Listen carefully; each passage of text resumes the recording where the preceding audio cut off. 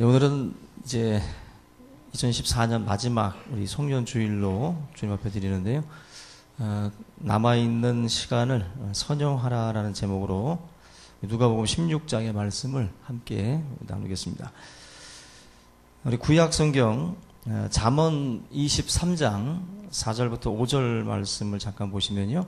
우리 앞에 스크린을 좀 참조하시고 함께 보겠습니다. 잠언 23장 4절로 5절입니다.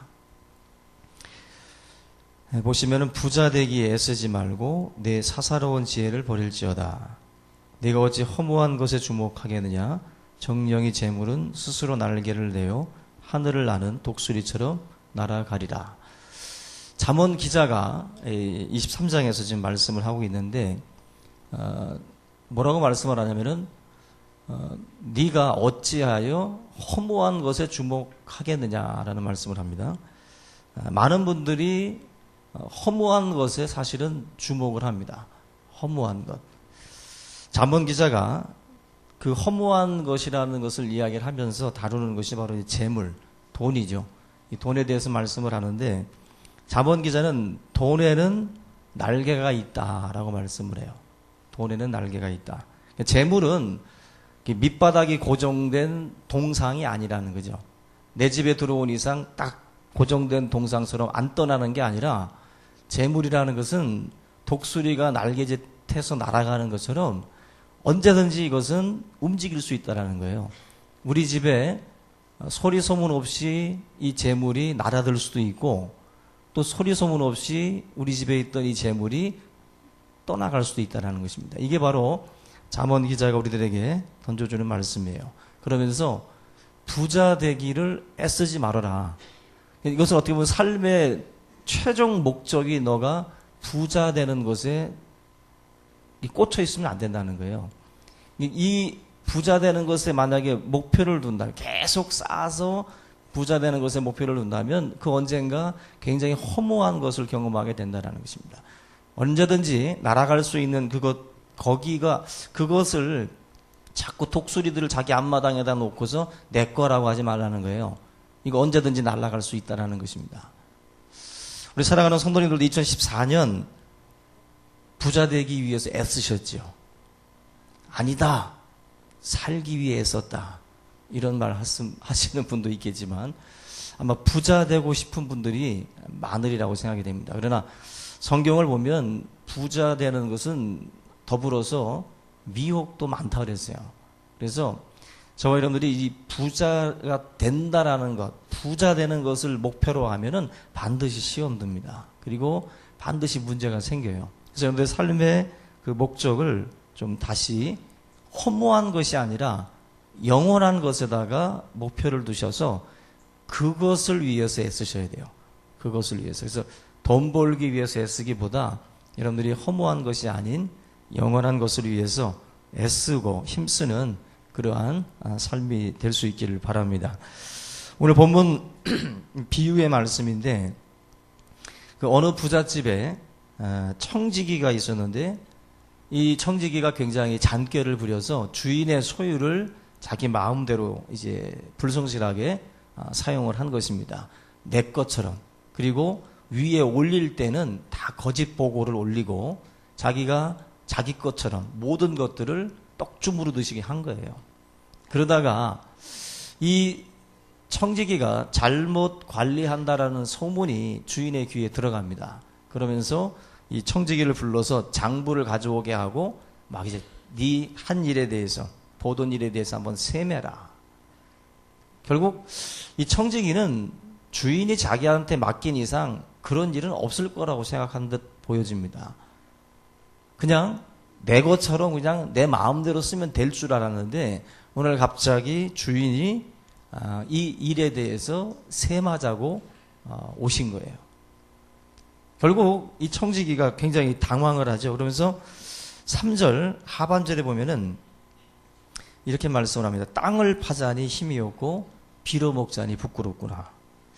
이 말씀을 가만히 보면 땅을 파자니 힘이 없다. 나이 먹도록 오랫동안 해먹은 거죠, 이게. 이 청지기가 하루 이틀 해먹은 사람이 아니에요.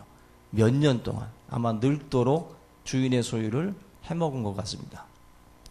또 비로 먹자니 부끄럽다. 부끄러워한다라는 것은 그만큼 주인의 것을 자기 멋대로 허세를 부리고 거드름을 피우면서 살아왔다라는 거죠. 그러다 보니까 지금 이렇게 뭔가 궁색한 일을 하는 것 자체에 대해서도 전혀 마음에서 움직이질 않는 거예요. 그래서 이 청지기가 생각해 놓은 꾀가 있습니다. 그가 생각한 꾀가 뭐냐면은 주인에게 빚진 자들을 다 불러가지고 감해주는 거예요. 100을 빚졌으면 80으로 50으로 감해줍니다. 이유는 간단합니다. 내가 땅을 파자니 힘이 없고 빌어먹자니 부끄러운데 이 사람들한테 잘해주면 나중에 내가 일자리 없을 때 이들한테 신세질 수 있지 않겠는가. 그래서 이 불의한 청지기가 머리를 굴려가지고 자기의 앞날에 대해서 지금 준비를 한 거예요. 자기의 앞날에 대해서. 그래서 이 본문은 자칫 우리가 보게 되면 좀 오해를 할 소지가 많습니다. 그냥 속인 것에 대해서 주님이 칭찬한 것이 아니라 이 본문에서 주님이 강조하고 싶은 것은 뭐냐면은 이 불의한 청지기가 자기의 미래를 위해서 어떻게 보면 자기 지금까지 살아온 인생을 되돌려가지고 한마디로 미래를 대비하는 그 모습으로 지금 이 사람이 대처했다라는 거예요. 이거에 대해서 예수님이 칭찬을 하고 있습니다. 불의한 행동이라기보다는 바로 장래를 예비하는 지혜, 그 지혜에 대해서 주님이 칭찬을 하고 있습니다. 여러분들에게도 세상적인 잔꾀의 여러분들이 그걸 지혜라고 생각하지 말고 미래를 대비하는 게 지혜입니다. 미래. 노후를 대비하는 것도 지혜지만 더 멀리 피안의 세계, 바로 주님 앞에 서는 그날을 바라보고 저와 여러분들이 그 때를 준비하는 것, 이게 하나님께서 우리들에게 요구하시는 지혜인 줄로 믿습니다. 하나님께서도 뭐 이 청지기뿐만 아니라 저와 여러분들도 마찬가지로 청지기거든요. 하나님의 것을 저와 여러분들에게 맡겨주신 것 뿐입니다. 그 맡겨준 그 일에 대해서는 반드시 하나님의 결산의 때가 있다라는 거예요. 새 많은 날이 옵니다. 그 새 많은 날이. 그 새 많은 날을 저와 여러분들이 바라보면서 청지기가 이 장래를 향해서 지혜로운 행동을 한 것처럼 저와 여러분들 그러한 지혜로 미래를 준비할 수 있기를 주의 이름으로 축원합니다. 오늘 말씀에서 우리가 두 가지 교훈을 얻을 수가 있는데, 첫째가 우리는 삶의 주인이 아니라 청지기다. 따라서 합시다. 나는 주인이 아니라 청지기다. 이 청지기라는 이 의식이 우리 신앙인들에게서는 가장 중요한 의식 중에 하나예요. 맡은 자, 주님의 것을 맡은 자라는 것입니다. 저는 여러분들에게 귀한 분을 한번 좀 소개해 드리려고 합니다. 그 오하이오주의 그 리마라는 곳에 그 스탠리 탐이라고 하는 그 사업가가 살고 있는데, 이 스탠리 탐, 지금 사진에 나와 있는 저분입니다. 근데 지금은 이제 많이 나이가 드셔서 뭐 죽었는지 살았는지 모르겠어요, 지금. 근데 지금 거의 아마 돌아가신 거로 알고 있는데, 저 스탠리 탐 저분이 그 유명한 사업가인데, 돈을 많이 번 그런 그 사업가라기보다도 하나님을 위해서 참 귀한 일을 감당하는 사람입니다. 이분이 그 쓴 그 자서전이 있는데, 그 자서전의 그 내용들 보면은 이분은 태어날 때부터, 어렸을 때부터 아주 비즈니스적인 어떤 마인드를 가지고 있는 분이에요. 그래서 국민학교 때부터 학교에 가서 공부하는 생각보다도 물건을 친구들과 팔아서 이익을 남기는 거에 관심을 가졌다고 그래요. 그래서 이 물건을 가져가서 저 친구가 이걸 바꿔서 이익을 남기는 그런 식의 어떤 그 비즈니스적인 그 어떤 사고를 어렸을 때부터 갖고 있었어요. 그래서 보니까 이 사업 수단도 굉장히 좋았던 분입니다. 이분이 17살 때 예수님을 영접을 했는데, 고등학교 졸업한 이후에 이분은 대학에 가지 않았어요. 대학에 가지 않고 이 비즈니스로 다 뛰어들어요. 사업가로서 뛰어들어서 정말 자기의 꿈을 펼치기 위해서 아주 젊을 때부터 이제 뛰어들었습니다. 이분이 처음으로 시작한 사업이 뭐냐면은 그 사진관에서 필름을 현상하고 버리는 그 액체를 이제 다 수집하는 거예요. 그래서 사진관에다가 다 통들을 갖다 주고 그 액체들을 다 부어 놓으면 가서 그것을 가지고 와서 거기서 뭘 얻냐면은 그 액 속에 은이 들어있다 그래요. 은이. 그래서 은을 다 수거해 가지고 파는 그 사업을 어렸을 때 시작을 했습니다. 근데 이분이 20세가 되었을 때 결국 사업을 굉장히 일찍 시작한 거죠. 20세가 됐을 때 이 사업이 위기를 맞아요. 그때 이 스탠리 탐이 중얼거리면서 푸념 섞인 기도를 하나님께 드렸습니다. 뭐라고 했냐면은, 하나님, 저는 하나님 말씀 순종하면서 주일 성수도 잘하고 11조도 꼬박꼬박 드리고 교회 봉사도 열심히 했는데 결국 저의 사업이 망해야 되겠습니까? 푸념이죠. 하나님 앞에. 그때 이 스탠리 탐에게 주님의 음성이 들리는데 이런 말씀을 하더랍니다. 스탠리야, 네 사업이 망할 이유가 없다. 그 사업의 운영권을 내게 맡겨줄 수 있겠냐. 스탠리 탐이 그 하나님의 음성을 듣고 결단을 내려요.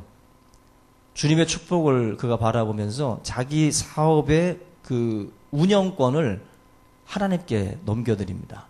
넘겨드리면서 그때부터 사업이 이제 번성하기 시작을 해요.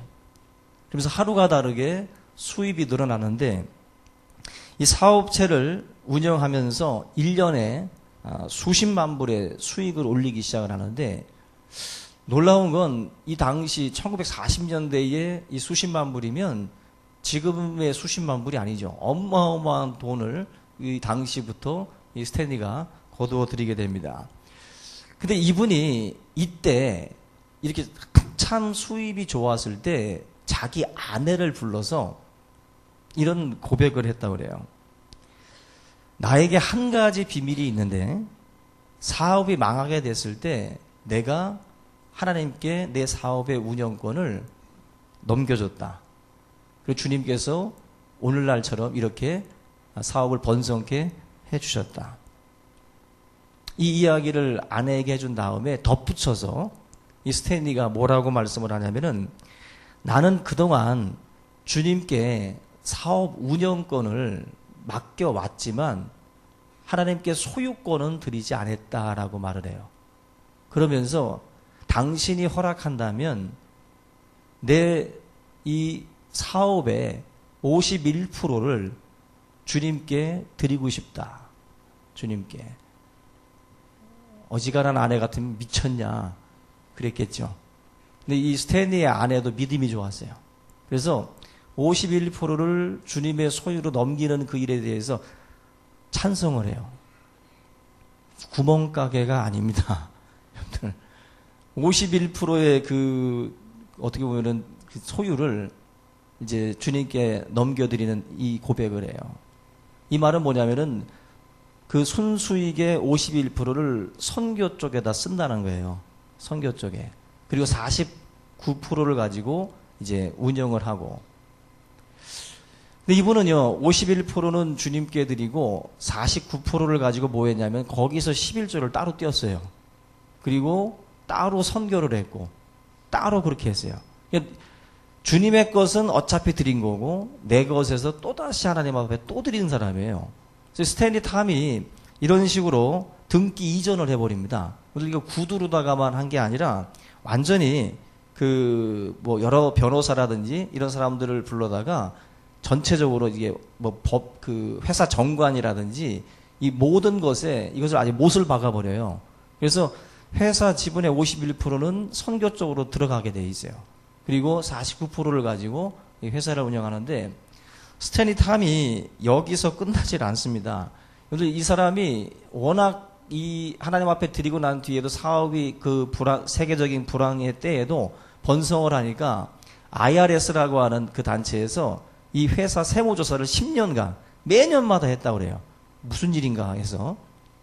그만큼 이 사업이 굉장히 번성을 했다는 것인데 이 스탠리 탐이 다시 아내를 또 불러요. 웬만한 아내 같으면 깜짝깜짝 놀라죠. 이 사람이 또 뭔 소리를 하려고 또 부르나. 이 스탠리 탐이 불러서 뭐라고 말씀하자면은, 여보, 생명의 구주 되신 예수님과 동업하는 것이 너무 죄송하다. 동업하는 게 너무 죄송하다. 나는 49%, 주님이 51%, 동업하는 게 너무 죄송하니까 당신만 좋다면 우리 회사의 소유권 100%를 주님께 넘겨드리고 싶다. 근데 이 아내가 또 미쳤는지 또 같이 찬성을 해요. 그래서 전체를 다 넘겨요. 그리고 이 스탠리 탐은 월급쟁이가 됩니다. 자기에게 돌아오는 그 수익을 다 포기해요. 포기하고 월급쟁이가 돼서 완전히 하나님의 이 일을 위해서 그 자기의 사업을 사용을 합니다. 그 일에 아내가 동의를 했어요. 그래서 어찌 보면은 설립자가 엄청난 그 이익이 있지 않습니까? 뭐 우리나라 신문에 보세요. 뭐 이재용 씨 주식이 뭐 2배로 뛰었다 뭐 하면서 막 뭐 한 해에 뭐 몇 천억 몇 조를 가져가지 않습니까? 근데 그러한 것을 스탠리 탐이 포기한 거예요. 포기하고 월급쟁이가 된 거예요. 월급쟁이가 돼서 온전히 하나님의 그 일을 위해서 전폭적으로 하는데, 이분 회사가 이 플라스틱 회사로다가 이제 크게 성장을 하는데 세계적인 회사인데, 그 회사 말고도 세계에 그 회사가 또 세계적인 그 회사가 있어요. 근데 이 모든 회사가 방향이 선교에 맞춰져 있습니다. 그래서 모든 들어오는 그런 그 수익을 가지고 하나님의 영광을 위해서 이 사역을 감당을 하고 있어요. 근데 이분은요, 자기 사업 그 회사에서 복도를 걸어가다가 배달부 소년이나 이런 아이들을 만나게 되면은 반드시 세워가지고 전도를 한다고 그래요. 반드시 전도를 하고 30분 동안이라도 이야기를 해주고, 그리고 그 아이들에게 전도의 메시지, 그리고 뭐 전도지를 일부러 자기가 만들어서도 다니고.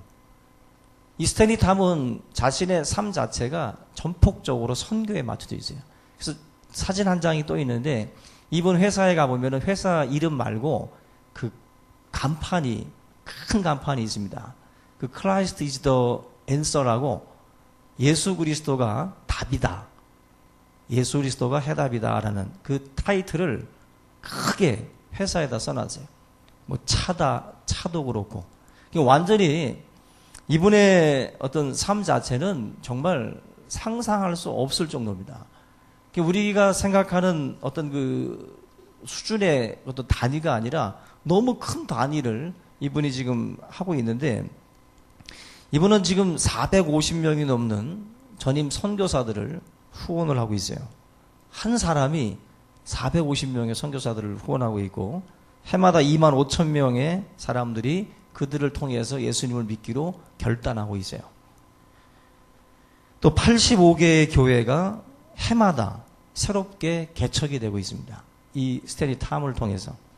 그리고 우리나라에서도 이분의 도움을 통해서 그 교단에서 교회를 세울 때 뭐 아마 300만 원씩이라도 이렇게 송금을 보낸다고 그래요. 굉장히 많은 사역을 이분이 하고 있는데, 이분의 목표가 3가지입니다. 첫 번째가 매일 3명에게 예수님을 전도한다. 그리고 두 번째가 일생 동안 100만 명에게 예수님을 전한다. 세 번째가 해마다 선교 사역에 100만 달러를 헌금한다. 이분의 삶의 목표 중에 하나입니다. 삶의 주인이 예수님이라고 고백을 하고 살아가는 사람들은 많이 있지만, 실제적으로 그 소유권을 주님 앞에 넘기고 그 스탠리 탐처럼 실제적인 주인으로 주님을 앉히는 사람들은 많지 않아요. 예수 그리스도를 주라고 고백하지 않는 이가 이 가운데 누가 없겠습니까? 다 있지요. 다 예수를 주라고 고백하지요. 그러나 이 스탠리 탐의 이 어떤 삶의 모습처럼 실천적으로 그렇게 살아가는 사람들은 많지 않아요. 우리 삶에는요, 실천적 무신론자들이 많다는 말이 있어요. 입으로는 주님을 믿지만 삶의 모습을 보면 무신론자예요. 예수님이 주인이 아닙니다. 자기가 주인이 돼서 자신이 마치 이 불의한 청지기가 자기 것인 양 자기 마음대로 이 소유를 낭비하고 그렇게 썼던 것처럼 우리의 삶도 내 삶의 주인이 주님이라는 것을 인정하지 못하고 우리가 주인인 것처럼 그렇게 살아갈 때가 많이 있다는 거죠. 여러분들 생각 속에, 이론 속에, 기도 속에 여러분들 하나님을 인정한다 할지라도 삶의 현장에 이 모습이 나타나지 않는다면 우리의 주인은 주님이 아니라는 거죠. 자기가 주인인 거죠. 이 불의한 청지기 결국 주인을 잊어버리고 자기 자신이 주인 행세를 이렇게 멋대로 하면서 살아왔습니다. 그러다가 나에게도 주인이 있구나 이걸 깨닫게 되죠. 저와 여러분들의 삶의 전환점이 바로 이 부분이에요. 내 삶에 주인이 있구나라는 것을 깨달으면 주인과 나이가 세마는 날이 있구나라는 걸 깨닫게 되죠. 그렇게 되면 나에게 맡겨진 것을 내가 어떻게 사용하고 어떻게 써야 할지를 알게 됩니다. 그래서 어떤 분은 이런 말을 해요. 부자 되기를 원하는 사람들은 반드시 전도해라. 전도를 목표로 하는 사람에게 하나님께서 부의 축복도 주시는 거예요. 이 스탠리 탐 같은 사람이 참 일일이 한 사람 한 사람 만나서 구구절절히 전도하는 게 참 구차나 보이지 않습니까? 그런데 그 일을 평생을 감당을 해요. 우리의 삶에 주인이 주님이라고 하는 사실을 잊지 말고 청지기로서 새마른 날을 바라보면서 여러분들 그렇게 살아갈 수 있기를 주의 이름으로 부탁을 드립니다.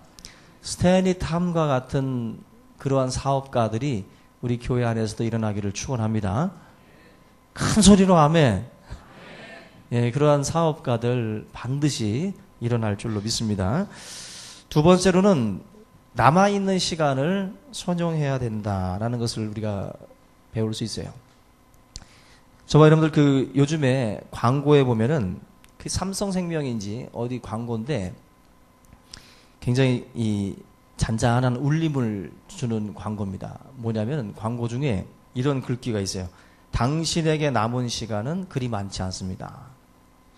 그러면서 여러 사람들이 막 등장을 해요. 그러면서 의사가 당신은 1년 3개월 남았습니다. 당신은 6개월 남았습니다. 8개월 남았습니다. 이런 식으로다가 몇 개월밖에 남지 않았습니다. 라는 말을 해요. 저는 그 광고를 보다가 암 환자들인가? 그렇게 생각을 했어요. 암에 걸려서 이제 시한부 이제 선고를 받았나 보다. 그렇게 생각을 하고 이제 광고를 지켜봤는데 광고 내용이 그게 아니더군요. 내용이 뭐냐면은 일주일 전에 서울에 있는 건강검진센터에서 이분들이 건강검진을 받고 그리고 설문지에 답을 해요. 설문지에 답을 하는데 그 설문지에 답을 하고 그리고 일주일 뒤에 그 결과를 듣는 그 장면이에요. 그 설문지 내용을 보니까 이렇게 나와 있어요. 몇 시에 퇴근하십니까? 그리고 몇 시에 주무십니까? 그리고 TV 시청을 몇 시간 하십니까? 그리고 친구들과 보내는 시간은 몇 시간입니까? 이런 질문에 이분들이 이제 답을 쓴 거예요. 설문 결과가 뭐냐면은 당신의 인생에서 그 시간들을 다 빼고 나면 당신에게 남은 가족과 함께 할 시간은 이것입니다. 라는 거예요. 이것 빼고 저것 뺐을 때 당신에게 남은 시간, 가족과 함께 할 수 있는 시간이 6개월입니다. 8개월입니다. 1년 3개월입니다. 그 결과를 본 거예요. 그 장면을 보면서 그 화면 속에 있는 주인공들이 막 착잡해하면서 굉장히 그 생각에 젖는 그 모습을 봤습니다. 저도 그 광고를 보다가 누가 만들었는지 참 가입하게 만든다. 그죠? 상품을 팔지는 않더라고, 광고가. 뭔가, 우리들에게 남은 그 시간들을 이제 얘기를 해주는데, 가족과 함께 할 시간이 이것 빼고 저것 빼니까 굉장히 많이 남은 줄 알았더니, 너무 적은 거예요. 너무. 아마 여러분들도 그거 한번 계산해 보세요. 나중에 한번 인터넷 들어가 보셔서 나에겐 가족과 함께 할 시간이 몇 시간 남았을까? 몇 년 남았을까? 우리에게 분명히 뭐 이 평균 연령 뭐 70, 80으로 놓고 계산했을지 몰라도 어쨌거나 어떤 이에게는 더 짧을 수도 있어요. 다 산다는 보장 없으니까. 그 짧은 그 시간들에 대해서 이제 그 광고가 우리들에게 어떻게 보면 이제 울림을 주는 거죠. 모세가 그 우리에게 우리 날 계수함을 가르치사 지혜로운 마음을 얻게 하소서. 시편 90편에서 말씀을 합니다. 여러분들 가족과 함께할 시간도 많지 않지만 주님 앞에 일할 시간도 많지 않습니다. 주님 앞에 일할 시간은 가족과 함께할 시간까지도 빼야 되잖아요. 그걸 또 빼고 나서 계산해 보면 주님을 위해서 일할 시간은 그렇게 많지 않아요. 여러분들, 우리가 이렇게 이 시간 빼고 저 시간 빼고 나면 결국 우리가 하나님 앞에 일할 수 있는 남은 시간이 과연 얼마나 있는가를 보면 나를 계수할 수 있으면 지혜로운 자가 됩니다. 지혜로운 자가 돼요. 여러분들 주님 앞에 마치 지금 20세고 30세면 마치 한 40년 일할 것처럼 얘기하지만 40년 일하는 겁니까? 아니잖아요. 주일날 하루 오잖아요. 어느 분은 3일 오고. 근데 오는 것 자체가 주님의 일은 아니잖아요. 주님을 위한 봉사가 저희들에게 과연 몇 년 남아 있겠습니까? 많지 않습니다. 많지 않습니다. 그런 점에서 저와 여러분들 그 찬송가 그 330장 보시면 어두운 밤 쉬되리니 내 직분 지켜서 일할 때 일하면서 놀지 말아라. 낮에는 수고하나 쉴 때도 오겠네. 일할 수 없는 밤이 속히 오리라. 어두운 밤은 금방 와요. 그리고 일할 수 없는 밤도 속히 온답니다. 결국 지금 이 찬송가 가사가 뭐 그대로죠. 그대로예요. 우리에게 남은 시간, 선용해야 될 시간이 그렇게 많지 않습니다. 그런 점에서 저와 여러분들이 앞으로 우리의 생애가 어떠해야 될 것인가. 결국 이러한 것들을 계산할 줄 알고 이러한 것들을 생각할 줄 알면 그게 지혜자예요. 그게 지혜자. 그 지혜를 통해서 저와 여러분들의 인생이 바뀌게 돼요. 그 알프레드 노벨이 그 신문 오보 사건이 일어나고 난 뒤에 이분이 충격을 받죠. 죽음의 상인, 노벨이 죽었다라고 신문에 보도가 됐어요. 그 알프레드 노벨이 자기를 표현하는 그 글이 죽음의 상인이라고 보도가 나갔어요. 다이너마이트를 발명하고 그러면서 부를 많이 축적을 했는데 자기에 대한 이미지가 너무 안 좋았죠. 원래는 자기 동생이 죽은 건데 자기가 죽은 줄 알고 신문사에서 오보를 낸 거예요. 근데 오보 내용이 너무 마음에 안 들었던 겁니다. 그래서 알프레드 노벨이 그때부터 인생을 유턴해버려요. 새롭게 삽니다. 그러면서 자기의 모든 재산을 사회에 환원시켜요. 그러면서 뭐 지금 노벨상 이 시상식이 있는 것처럼 그러한 일에 뜻 있는 일에 그 자신의 재산을 다 내놓죠. 남은 시간이 이제 짧다는 것을 알고 그가 그 시간을 선용을 한 거죠. 저와 여러분들의 그 삶에 이와 같은 어떤 그 전환점이 있으려면 분명한 것은 지금 청지기 의식을 먼저 가지셔야 돼요. 주님 앞에 나에게 맡겨진 그 일에 대한 셈의 시간이 반드시 있다라는 것을 저와 여러분들이 기억을 하고 우리에게 주님이 허락하신 것들 여러분들 잘 여러분들이 관리하고 또 선용해서 하나님 앞에 우리가 칭찬받는 성실하고 충실된 그런 종들이 다 될 수 있기를 주님의 이름으로 축원합니다. 오늘 이 시간 우리 주의 말씀을 우리 한번 붙들고 우리 2014년 마지막 주일인데요. 하나님 앞에 우리가 지금까지 걸어온 시간들이 불의한 청지기의 삶처럼 걸어왔을지라도 오늘 이 시간을 통해서 다시 한번 우리가 돌이키고 앞으로 남은 시간들을 선용한다면 하나님께 기쁨이 될 줄로 믿습니다. 우리 이 말씀을 함께 붙들고 통성으로 기도하겠습니다.